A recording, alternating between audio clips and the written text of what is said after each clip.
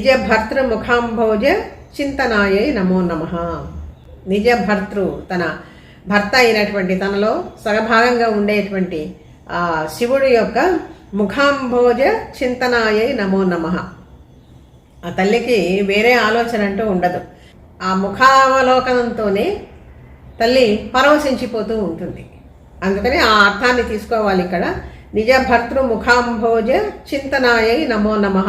ఆ తల్లి యొక్క పతివ్రత అనుశీలనము అనేటువంటిది మనం అర్థం చేసుకోవాలి, భర్తని అనుగమించి. అంటే శివుడు ఒక కార్యం చేస్తూ ఉంటే దానికి వ్యతిరేకంగా తల్లి ఎప్పుడూ కూడా చేయదు. ఇద్దరూ కలిసి ఒకే కార్యక్రమాన్ని నిర్వహిస్తూ ఉంటారు అని అర్థం. అలాగే వృషభధ్వజ విజ్ఞాన భావనాయై నమో నమః. వృషభధ్వజుడు, ధ్వజము అంటే పతాకం, వృషభము అంటే ధర్మము అని అర్థం. ధర్మానికి సంకేతమే వృషభం. అందుకనే వృషభం చూడండి, తెల్లగా ఉంటుంది, స్వచ్ఛంగా ఉంటుంది, ధవళ వర్ణంతో ఉంటుంది. అటువంటి వృషభ వాహనుడు ఆయనే, అంటే ధర్మస్వరూపుడు పరమేశ్వరుడు.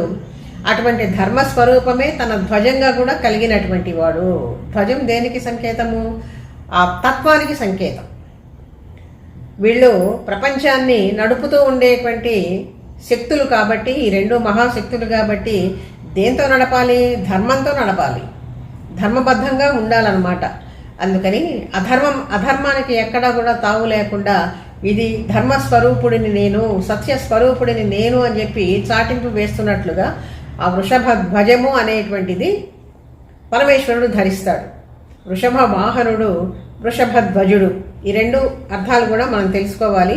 అందుకని ఆ వృషభధ్వజ విజ్ఞాన భావనాయై నమో నమః. ఈ తల్లి ఆ విజ్ఞానం బాగా ఉన్నటువంటి తల్లి, అంటే ధర్మస్వరూపురాలే. ధర్మాధార ధనాధ్యక్ష, ధర్మాధార అనేటువంటి నామం కూడా సహస్రనామాల్లో వస్తుంది. ధర్మానికి ఆధారభూతమైనటువంటి తల్లి ఈమె. ఆయన ధర్మస్వరూపుడే, ఈమె కూడా ధర్మస్వరూపిణిగానే మనకి కనిపిస్తూ ఉంటుంది. ఈ రెండు నామాలకి కూడా ఎంత సమానమైనటువంటి ఒక సామ్యం, ఒక పోలిక ఉన్నదో దీన్ని బట్టి మనం అర్థం చేసుకోవాలి. నిజ భర్తృ ముఖాంభోజ చింతనాయై నమో నమః.